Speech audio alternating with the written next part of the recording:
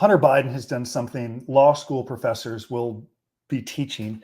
100 years from now, they're going to be sharing details of this incredible, stunning feat he has chosen to pull off. Now, for some perspective, when someone like Sam Bankman-Fried or Elizabeth Holmes goes to trial, they're generally loathed because people presume they're guilty and people blame them for not accepting any responsibility and continuing to play the victim. They exercise their right to go to trial. They lose and they get longer federal prison sentences because of it. Holmes, nearly 12 years. SBF, as they like to call him, 25 years. They pay the price for going to trial. Yet generally, when you accept responsibility, you shouldn't be viewed or looked at the same way as someone who went to trial. Generally, when you accept responsibility, you want people to say, hey, dude or dudette, you made bad decisions, but you own it. You accept responsibility. As human beings, we can make bad decisions. I'm excited to see what you do moving forward. I support you. I'm in your corner. Well done accepting responsibility. Hunter Biden, however, is something that is so unusual. He is saying that he accepts responsibility, but he's going to be looked at no differently than Holmes or SBF because all he does is blame and excuse. And I'm going to go through specific examples in this video of how he's pulling off this miraculous feat. Before I do, welcome to the White Collar Advice channel. I am your host, Justin Matthew Paperny, 49 years old, coming to you from Orange County, California. Got my Dodger blue hat on. In about an hour, my wife and my 2 kids are driving to the Dodger game tonight. It's going to be hot. It's going to be some traffic. My son, 17 seconds in the car. Remember, did you watch Smurfs as a kid? I'm 49. Did they get in the car and they say, Papa Smurf, are we there yet? About 17 seconds into the car, Jason's going to say, are we there yet? But we're going to endure it and we're going to support our Dodgers this evening. But I found an opportunity to teach. By the way, please like and subscribe if you find value in what I have to say here. Like, if not, you're going to hurt my feelings and we're not going to be friends. It's not cool. Now, I am not political. Yes, this is the president's son. I would film this video if it was a Republican, if it was a Democrat, because my community at White Collar Advice, we've dedicated our working life to preparing defendants for sentencing in prison and helping them create authentic messaging for really, really cynical stakeholders, probation officers, case managers in prison, judges. I mean, really cynical people. And if they don't see evidence of change and progress, and if it's not documented, you're not going to get the outcome that you should. So we film these videos to teach because we want all of you to do better and not serve longer in federal prison like then you need to. So all you have to do for purposes of this video is like do the exact opposite of what I'm going to tell you Hunter Biden did. Now, for a moment this morning when I saw the article, I'm going to go to my trusted screen share here. For a moment this morning when I saw the article, I actually thought it was a joke. And then I'm like, that's not really a joke. This is real. And then my immediate thought was, how could his lawyer allow him to say this? Either the lawyer believes it or is just unable to reel in his client. Like, it's fine. It's fine. Say it. It's good. Just say it. It's going to be great. Say whatever you want to say. I think a really great criminal defense attorney would say, you've paid me for my expertise and advice. And you need to understand how that statement is not commensurate with what accepting responsibility really means. Now, let me tell you when it went bad. It went bad when I read the headline. Hunter Biden says he pleaded guilty to spare his family the humiliation of a trial after addiction battles. Now, to all of you defendants watching this, here's some really good advice for all of you. It's not about you or your family. It's not. The only focus is on victims that you created. Your plan to make them whole, or even if they've been made whole, because I know someone loaned him money to pay back the taxes, but even if they've been made whole, what is your plan to ensure you will never return to another courtroom as a defendant? This initial statement, which is why I thought it was a joke, only focuses on his family, which is a clear avoidance of acceptance of responsibility, because he is simply saying, hey, I'm a martyr here, man. Like, I'm taking one for the team. The only reason I'm pleading guilty is to spare my family the humiliation of a trial, to spare them needless embarrassment. Here's how you should speak to a probation officer who's going to write a report on how long you should serve in prison, and of course to your sentencing judge. I pled guilty because I'm guilty. I made criminal decisions, and accepting responsibility and pleading guilty is a first step. It's a necessary step. I hurt people. I'm going to do better. And my goal here today is to do more than say I'm sorry or issue cliches and platitudes, but to let you know what I plan to do now, moving forward and for the rest of my life, and document it. I created victims, Your Honor, and I'm ashamed. And I also want to take a moment to apologize to my family who is enduring invasions of their privacy and needless embarrassment. I've heard a lot of people, Your Honor, I'm sorry, I accept responsibility. Here is my plan to doing better. Okay. Accept responsibility. It is so hard for people to do. And if you have a lawyer who enables it, and let me be clear, the lawyer is enabling this conduct. I will not subject my family to more pain. It should be this: I accept full responsibility for my conduct and I apologize to the victims of the United States of America. Couldn't do it. It's too hard. Not when you have enablers working for you, enablers that you pay a lot of money to. But it gets worse from there. I went to trial in Delaware, not realizing the anguish it would cause my family, and I will not put them through it.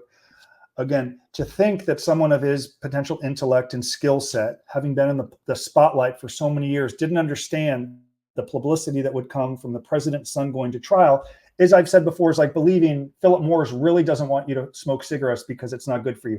I'm not a buyer at these levels, but he continues to only focus on himself and his family.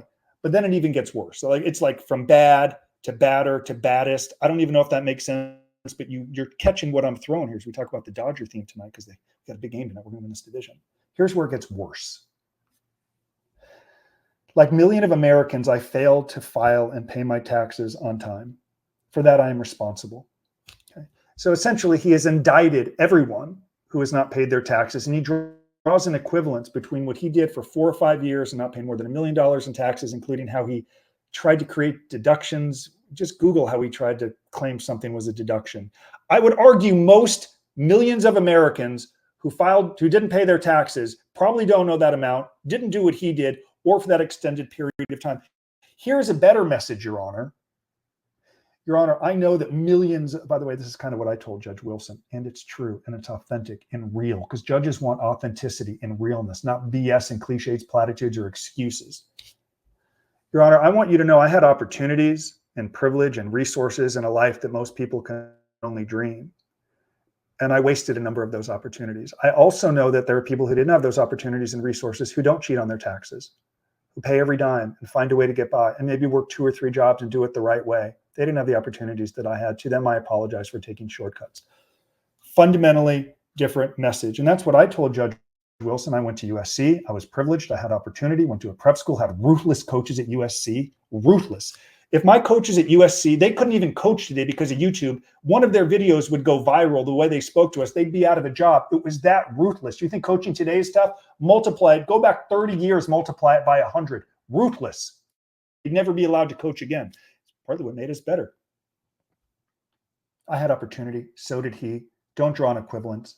Talk about those who do it the right way. Talk about how you admire them, how you respect them, how you can learn from them. But don't draw an equivalence. Now, I have to be careful when talking about addiction. It's not something that I've dealt with, though. Many people in our community have dealt with addictions, substances, alcohol abuse, gambling issues.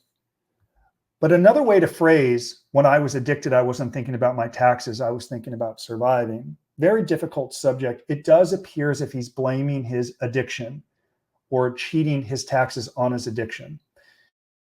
Another way to say it is there are a number of people who are battling their addictions and they don't find opportunities to cheat and break the law. Somehow, some way they refrain.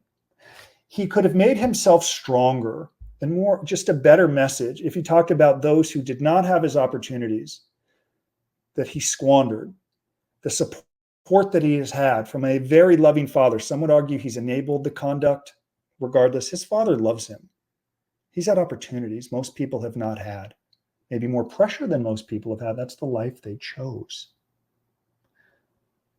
He could do himself a favor by acknowledging those people. If he goes to prison, he will learn from those people who didn't have opportunities that he had, who many of whom were forced into a life of crime, who had very few opportunities and who stole and cheat and broke the law, not to sustain a lifestyle, but to pay their rent. I'm not excusing it. They were caught. They went to prison. They're being held accountable. He chose not to separate himself and acknowledge those who do it the right way, despite facing addictions and pressures. Instead, he used this as an opportunity to act as if he is a martyr, which he is not. Continuing, the lawyer, again, enabling this conduct, chooses to focus on, along with Biden, the fact that this money was paid back. Now, I've been to sentencing hearings with, including some clients, where they will still get sentenced to prison, a shorter sentence because they paid all the money back, but it was Judge Wilson, Judge Carter, Judge Selma, Judge Gorton in Boston who said, yes, you paid all of the money back, but if you rob a bank and pay the money back, you still robbed a bank. You still have to be held responsible. There still needs to be a deterrence component. Someone like Judge Selna, a judge here in Orange County, loads tax crimes more than anything else because he thinks it's easier to get through the bureaucracy in committing a tax crime. It really wastes taxpayer resources. It's harder to find or ferret out, he said. We've got to embrace these messaging from judges in what they say and use it to your advantage, not I paid all of the money back. Instead, a better message is, I'm so thankful that I had a really wealthy supporter who is standing alongside me, who believes in me, who chose to loan me this money and pay it back. But it doesn't change. I avoided paying income taxes over a 4-year period of time. Fundamentally better messaging rather than, but the jury would have never heard that or know that I paid every penny of my back taxes, including penalties. Bad messaging. Now, I want to conclude, and then I'll wrap up with some final thoughts. I want to conclude with what the lawyer said. This plea prevents a show trial that would have not have provided all the facts or served any justice. Though I'm not a lawyer, but you could argue, will the judge even accept this guilty plea? What is he accepting responsibility for? Show trial, no facts, did this for his family, no acceptance of responsibility. You wonder for a moment if the judge will even accept the plea agreements. I'm starting to get text messages asking when we're going to the Dodger game. It's 3 p.m. I know there's traffic in LA. We don't need 4 hours to get there. Okay. Let me close with what I want all of you defendants to do. It's simple. I want you to do better. I want you to put yourself in the shoes of stakeholders like a federal judge and a prosecutor. What do they expect to hear? They expect you to say, I'm sorry because you're sorry because you got caught. You paid the money back because you don't want to go to prison. You cooperated, not in an act of justice, but to avoid prison. That is what you can expect them to say. I know because we've interviewed federal judges on our YouTube channel. Everything we teach, everything we implement to white collar advice, the assets we create stem from what we've learned from judges working with thousands of people and attending more than 1,500 sentencing hearings. Whether you choose to follow that advice or not is up to you, but it's coming from good sources. Judges who have sentenced thousands of people, yet people struggle to do it. They cannot do it despite knowing what to do. He knew what to do. He couldn't refrain. He couldn't help it. He couldn't stop himself. And that's why I frequently say, if you don't have the right message, say absolutely nothing.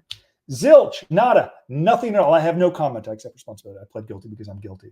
Those 7 or 8 words are better than trying to spare my family, paid all the money back, I had addictions, bad messaging, which is why you can expect the government to still ask for a longer sentence than he ordinarily would have gotten had he accepted responsibility sooner and not had the government prepare for trial, but also act as if he's only accepting responsibility to avoid the needless pain for his family.